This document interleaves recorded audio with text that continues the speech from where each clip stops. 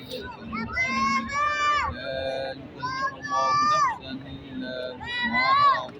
لها ما كسبت وعليها ما اكتسبت ربنا لا تؤاخذنا إن نسينا أو أخطأنا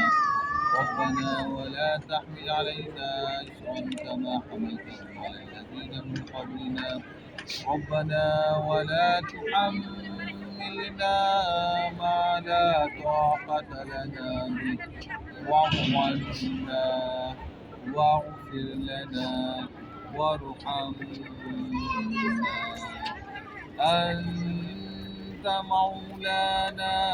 فانصرنا على القوم الكافرين یا العالمین یا رب العالمین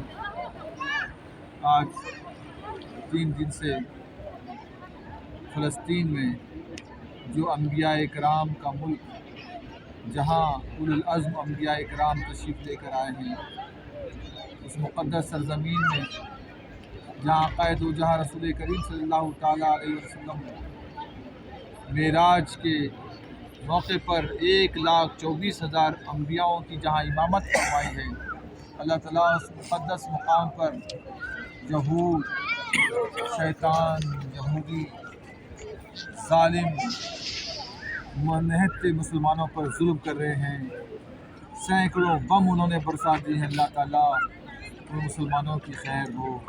جو شہید ہو گئے اللہ تعالیٰ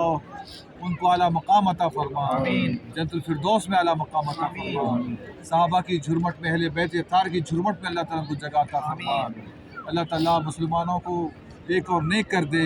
اسلام کا بول بالا کر دے اور کفر کا منہ کالا کر دے قوت عشق سے ہر پست کو بالا کر دے دہر میں اس میں محمد سے اجالا کر دے اے خدا کفر کی جنت کو تو کر دے برباد مرحلے اپنے سیاست کو تو کر تتر بتر تو بنا ہمارے لیے تیرا نصیر اور سلطان تاکہ اس شاقان رسول غالب ہو کل کفاروں پر مشکل امت مرحوم کی آسان کر دے مور بے مایا کو ہم دو سے سلیما کر دے جن سے نایاب محبت کو پھر ارزاں کر دے ہند کے دیر نشینوں کو مسلمان کر دے ہند کے دیر نشینوں کو مسلمان کر دے ہند کے دیر نشینوں کو مسلمان کر دے شراب کہن پھر پلا ساقیا وہی جام گردش میں لا ساقیا ہمیں عشق کے پر لگا کر اڑا ہمیں خاک جگنو بنا کر اڑا خیرت کو غلامی سے آزاد کر جوانوں کو پیروں کا استاد کر ہری شاق ملت تیرے نم سے ہے نفس اس بدن میں تیرے دم سے ہے